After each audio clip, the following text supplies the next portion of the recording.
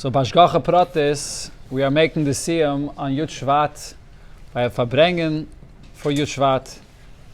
Everybody knows that every year, by the Verbrengen of Yud Shvat, the Rebbe used to make a Hadron on Meseches. One of the Hadronim from the Rebbe on Meseches Megillah was also Yud Shvat Tovshin Lamed. When the Rebbe then made the Siyum on the Sefer Torah, Kabbalah's Pnei Mashiach Tzidkeinu, so the Rebbe made a Hadron on Meseches Megillah. One of the things it speaks about is the cover of a Sefer Torah. I was glad listening today to a Hadron from the Rebbe from Tovshin Chov Beis. The Rebbe starts with the Hadron, Meseches Megillah, Meseches Kedushin, through Kashis, the whole Arichis, and then mitamol the Rebbe stops short in the middle, and the Rebbe says, "Met mafsik zayn ad da'ilum zol zich aufchappen." Kanere, the Rebbe felt that the da'ilum is not listening along what's going on with the Hadron. Mitamol the Rebbe started a whole Indian in Nigla. And then a few hours later, the Rebbe got back to the Hadron. By that time, those were the slept. The Mamish at the end of the Verbrengen, the Rebbe gets back to the Hadron. Very interesting. Choponim, this was the Rebbe's minig every year, Lekovid Yom Elula, to make a Hadron. Bavram Ratban showed me a letter from the Rebbe to someone that was making a Siyum on Meseches Yevamis in the Seder HaLimud of Daf HaYomi, and he writes to the Rebbe that that Yevamis he heard is a Chassidish Meseches. So he's going to make a special Siyum for Meseches Yevamis, and he brings there a word from the Tzemach Tzedek, B'Shem the Tzemach Tzedek, why Yevamis is a Chassidish Meseches. And he says what in the other Meseches he didn't make any Siyum. So the Rebbe writes to him that Nochem V'Tov, that he should make a Siyum, and then the Rebbe adds that if you need any hasber, why you should make a siyum, what you need a hasber for is, why did you not make a siyum on the other Meseches? If you have a hasber. And the Rebbe writes to him, Askar Alatzian. So you see that the Rebbe wanted, you should make a siyum in every Meseches.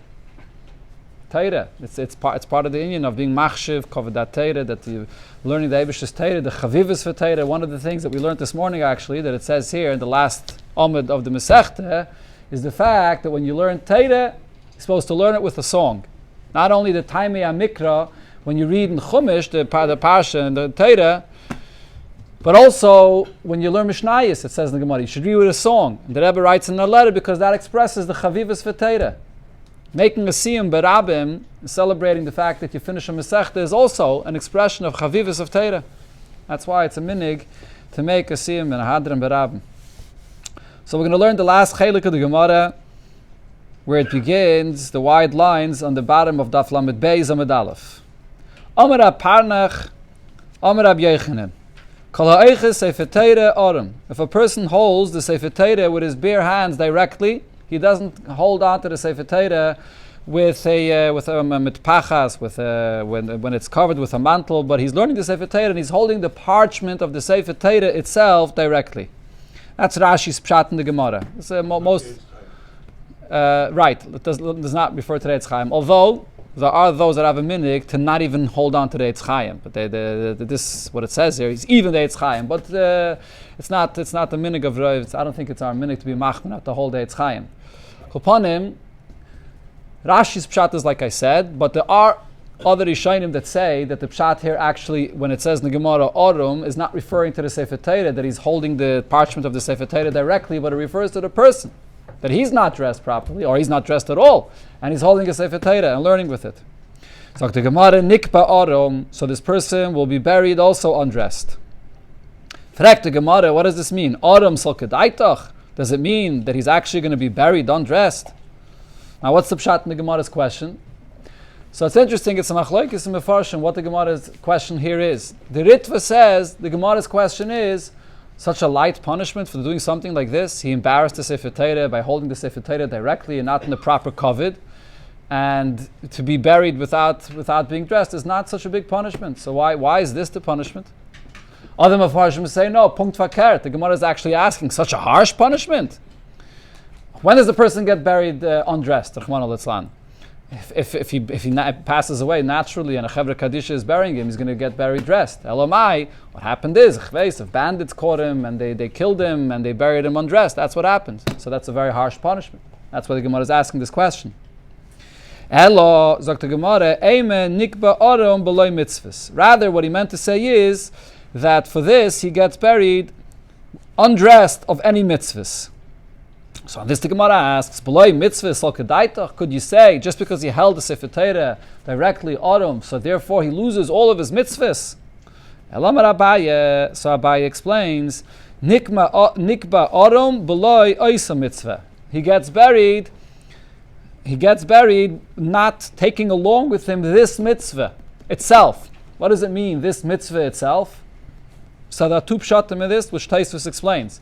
One pshat is this mitzvah itself of holding a Sefer Torah. When you hold a Sefer Torah, you don't hold it like you hold any other object. You hold it with kavod. Holding the Sefer Torah properly is a mitzvah of giving kavod to the Sefer Torah. So the simple pshat in the Gemara is because he held it directly without a garment or a mitpachas, a mantle around it, so therefore he gets buried without getting the schar for this mitzvah, because he didn't hold the Sefer Torah properly. The first pshat in Tosfos. The second pshat in Tosfos says that's pashut. Obviously he doesn't get the schar for giving the Sefer Torah the kavod for holding it properly because he didn't hold it with the proper kavod. Elamai, what it means is we're talking about a person that's holding the Sefer Torah and learning from the Sefer Torah. And what it's saying is he should be getting schar for learning from the Sefer Torah, but he's not going to get schar for learning from it if when he was holding it, he wasn't holding it with the proper kavod. That's what it means. Oisa mitzvah that he was doing b'shas, he was holding the Sefer Torah, which is the Kriyas HaTorah. That's the second pshat in Tosfos. If you look inside the Tosfos here, after Tosfos says this pshat, Tosfos finishes off and says, the last words of the Tosfos on this Masechta, Aval ochzei b'mitpachas. But if he does hold the Sefer Torah, we're not touching the parchment directly, holds it with the proper kavod, so then oirech yamim b'mina b'smaila oishe v'chavod. So then he's going to have long life on the right side, and on the left side you have riches and honor. So there's a sikha from the Rebbe, as I mentioned before, the Hadron the Rebbe made Yud Tavshin Lamed, where the Rebbe spoke about this whole shtickle of Gemara. There's a big arichas there, al pi Megillah, the pshat of what the Gemara is saying here. Now here in this vart on the Tosfos, what the Rebbe explains is that b'shas a person holds a Sefer Torah, and he learns from the Sefer Torah. So there's two things the person is doing here. There is the actual learning of the Torah itself, and then there's the kavod that he's giving to the Sefer Torah, holding it in the proper way. Al derech zeh, the Rebbe says, the inyan of oirech yamim b'mina and b'smaila oishe v'kavod. What are these two things of yamina and smaila? So the Rebbe explains as Yamina refers to a person that learns Torah lishma. What means Torah lishma? He's just learning the Torah itself for the sake of the words of the Torah itself, without any other ulterior motive, including not even for the purpose to learn the information, to know the halachas of how to fulfill mitzvahs. Just learning the Torah for the sake of Torah itself. That's the yamin of Torah. Then there's the smile of Torah. What's the smile of Torah? So the Gemara says when a person learns shalei lishma, but what kind of a shalei lishma are we talking about? Not someone that learns chveis for his own honor or for the sake of money or whatever it is. Smaila means a person that learns al menas to be mekayim the mitzvahs of the Torah. That's the smile of the Torah. For that you get a schar of oishe v'kavod. So over here, this person that holds the Torah with the proper honor, he's giving the Torah its kavod. He's holding it with the proper levush, the proper honor. And he's also learning the Torah, so he gets a schar for two things, yamina and smaila. Sai for the learning of Torah itself, and sai for the proper honor that he's giving to the Torah, which is al derech the mitzvahs that come out of a Torah. The whole purpose of the Torah is to then take it and to fulfill it, to fulfill the mitzvahs of the Torah. It says in Chassidus that the mitzvahs of the Torah are the levushim of Torah. So if he holds the Torah with the levush of it properly, so then he gets both of these schar. That's what Tosfos is saying here. Talk to Gemara weiter in connection to this another din. Omer Rab Yanai berei der Rab Yanai sabe mishmei der Rab Yanai rabbe mutiv tigolol mitpachas. It's better when you have to wrap a Sefer Torah with a mantle. So I guess in those times they didn't have the design of the mantle the way we have it today, that is perfectly fitting, and you put it over and you put it on and it's beautiful. You take some piece of garment and you have to wrap it around the Sefer Torah. So when you wrap the Sefer Torah, you should wrap the mantle and not just leave the Sefer Torah in one place, and you wrap the garment around it. V'al yigolu Sefer Torah. Don't maneuver the Sefer Torah itself around this cloth to get it covered. It's not covered. They could do it that way. You have to cover it by maneuvering and twisting around it the garment. Now the Gemara finishes off with the halacha that it said in the Mishnah regarding Kriyas HaTorah. This Perek here spoke about all the different Kriyas of Kriyas HaTorah for Shabbos, for Monday, for Thursday, for Yom Tif, and so on. So the Mishnah they brought that it says, Vayidaber Moshe es Moed Hashem al Bnei Yisrael. It says in the Torah after the Parsha, in Parshas Emer, when it talks about the Yomim Tovim, it says that Moshe Rabbeinu gave over these halachas of the Yomim Tovim for Yidden. So as Rashi explains, it's an extra pasuk. Moshe Rabbeinu always said over the halachas that the Eibishter told him for Klal Yisrael. Why does the Torah have to say Vayidaber Moshe that he gave this over to Yidden?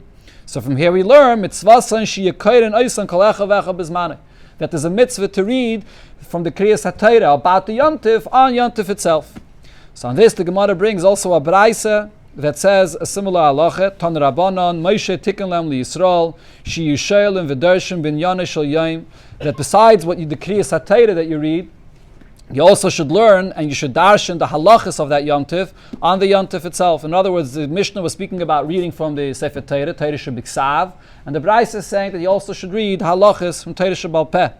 Hilchas Pesach bePesach, Hilchas Atzeres ba'Atzeres, the halachas of Pesach on Pesach and on Shavuos from Shavuos, and Hilchas Chag beChag, and also the halachas of Sukkos on Sukkos.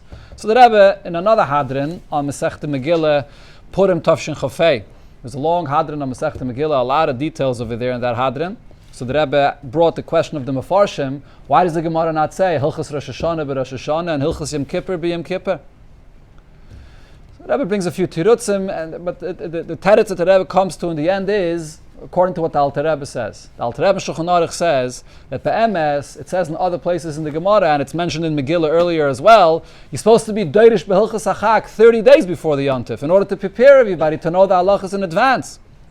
You're going to come teach people the halachas of matzah on the first day of Pesach after the night of the Seder. It's too late. So what is this referring to? So therefore the Alter Rebbe Shulchan Aruch is medayik that on Yom Tif itself, the main thing is to speak about the nes that happened in connection to this Yom Tif, to be ma'irach about the inyan of the nes of the Yom Tif. And then once you have everybody there to speak to darshan about what the Yom Tif is about, the theme of the Yom Tif, the nes of the Yom Tif, so then you also speak about any relevant halachas that would still be negeya for that Yom Tif itself. But the ikir inyan is to talk about the nes of the Yom Tif. And the time for the halachas is really be'ikir 30 days before. Meileh the Rebbe says, according to this Alter Rebbe, the question of the Mefarshim regarding Rosh Hashanah Yom Kippur is not a question. Because Rosh Hashanah Yom Kippur are not Yomim Tovim that are related to any nes that we're commemorating. And therefore, the Rebbe says, you're not matriach people to come to hear halachas again because they already heard the halachas from before. Hadran Allah b'nei Yair slikal Meseches Megillah. Hadran Allah Meseches Megillah, Hadran Chalan, Dait Allah Meseches Megillah, Dait Chalan, Leitz Nashim Allah Meseches Megillah, Zashim Allah, Lebam Adem, Lebam Adasi, Hadran Allah Meseches Megillah, Hadran Chalan, Dait Allah Meseches Megillah, Dait Chalan.